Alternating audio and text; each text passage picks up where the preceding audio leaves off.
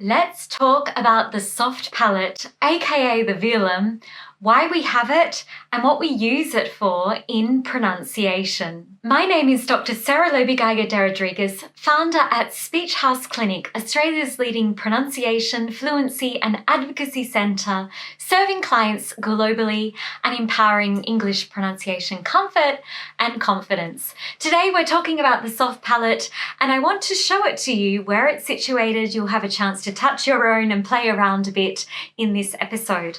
So the soft palate, it's also called the velum, is located at the back of your mouth, at the roof of your mouth. It's that fleshy part at the back of your mouth where you will feel this kind of soft, elastic feeling. It's very close to your gag reflex. So in order to find it, what you can do is, with a clean finger, palpate the roof of your mouth, which is a bony area covered with mucosa. Keep going back, provided you don't have an overactive gag reflex, until you find that very elastic feeling, tissue-based flap at the rear of the mouth. That is the soft palate.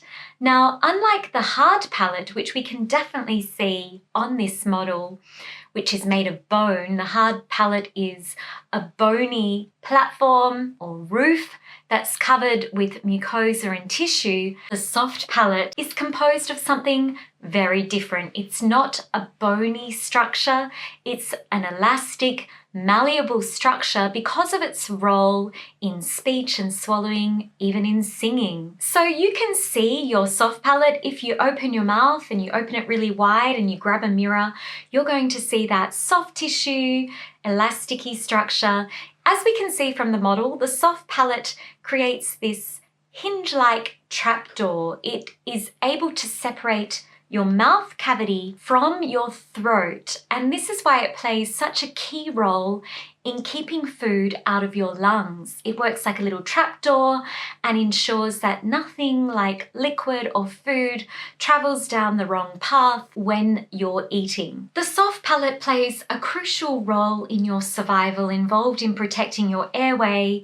Let's look at how it works first in terms of swallowing, and then we'll get into its role in terms of your English speaking. So imagine the soft palate as a little gatekeeper living in your mouth.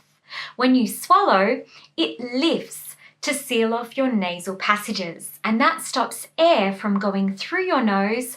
It also makes sure that the pressure stays where it needs to in the chamber to help you propel your food or liquid down. Sometimes when things go wrong with our swallowing, we see the machine lose the ideal calibration and function it needed. So if ever you have swallowed something, maybe a liquid, and the liquid has come out your nose, that would be a sign that your soft palate didn't get in position in time to seal and protect the cavity. The soft palate is also vital when it comes to breathing. As I mentioned, the soft palate is there to protect your airway. So it plays the role of a divider between your digestive and respiratory tract. That's why you can breathe and eat safely at the same time. But if ever you've been in a position where you're eating and you burst out laughing unexpectedly, leading to choking on your food, this would be where the soft palate failed to calibrate on time to protect the airway. The laughter burst came through before it had a chance to shut, and as a result, some food went the wrong way. So that's pretty cool to consider that this little flap is there as a survival mechanism. You might also find this fun fact super interesting. When I first uncovered it, I was like, wow, no way, let me try. So give it a go. Did you know that you can't breathe and swallow at the same time?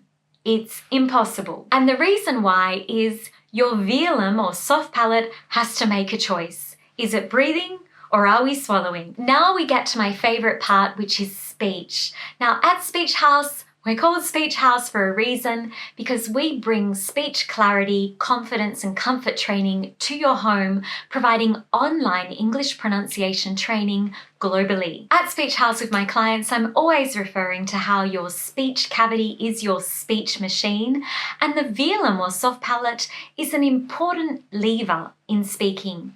So when it comes to speaking, your soft palate is all about controlling airflow. The tongue, the lips, and the palate work cohesively to shape sounds that make up words. So let's check some sounds where the soft palate is involved. My first example is a great sensory cue for you. So when we make these sounds that we call velar sounds, they're like soft palate sounds, sounds like k, k and g, g.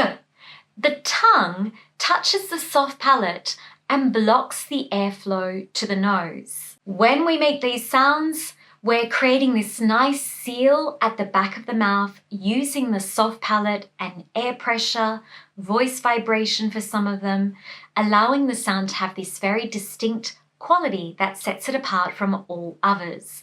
The soft palate is highly involved. But then there are other sounds where the soft palate does something totally different.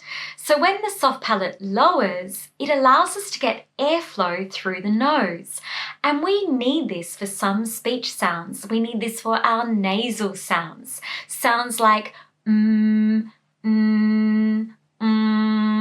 I'm going to link a video for you about nasal sounds that gives you more info and takes this further. You'll look at how the soft palate works and you'll be able to check whether you're making the sounds correctly. So be sure to check that one out. You can find it linked in the description box below. Understanding how the soft palate helps to shape sound is a fantastic starting point for you if you're looking at improving your English pronunciation. And there's two reasons for that.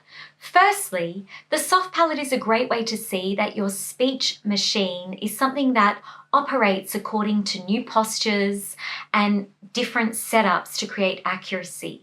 Secondly, when you learn to use your soft palate, you learn to gain increased awareness of the cavity structure in terms of how it works to create resonance, which is the voice tone underneath the words you're using.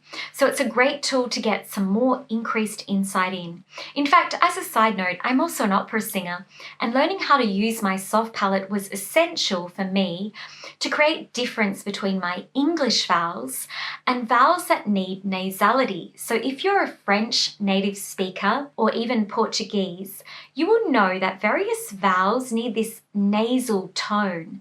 And that is something that I was able to achieve accuracy in when I'm singing in French by using a phonetics-based approach to maneuver, and calibrate my soft palate with utmost accuracy, allowing me to sound more flowing, fluent, and correct at the word level while singing French opera arias. This is something that I love to share with my clients in the opposite direction. So sometimes our clients at Speechaus create a lot of nasalization on their vowel sounds where they don't need it in English. And this is something that our team can help you gain accuracy with. If you're coming into English from a language, your first language, that contains this need for nasal vowels, we can help you remove that quality so that you gain more clarity when speaking English where we don't need such strong nasalization. At Speechaus Clinic, we love spicing up your English pronunciation learning, providing you with fun scientific facts, interesting explanations to make the whole process lots more engaging, but also more effective if you're looking at building up your clarity, your intelligibility, or your ease, the ability to move through your sounds with the rhythm you need to keep up with the flow of your thoughts. Often when we speak a second language, we have this kind of mechanical delay when we move the mouth in new postures that our first language didn't require. And while we may be intelligible and feeling confident, these subtle delays in the mechanical requirements of the second or third language can suspend our message and mean that it's harder to feel present, embodied, and powerful in the room. So this is why many professionals work on their English pronunciation calibration to gain more self-assurance, flexibility, and muscular agility so that their thoughts connect directly with their pronunciations with more symmetry, composure, and speed. I hope that you enjoyed this episode. If you did, don't forget to give it a thumbs up. And if you're curious to learn more about English pronunciation sounds and gain some new skills, you can find loads of videos on this channel. Be sure to subscribe. I'm also leaving for you a link to our most popular service, your personalized English pronunciation audit. So do check that out if you're wanting to gain detailed insight into what your English speaking needs to take it to the next step. Thank you so much for watching this one, and ciao for now.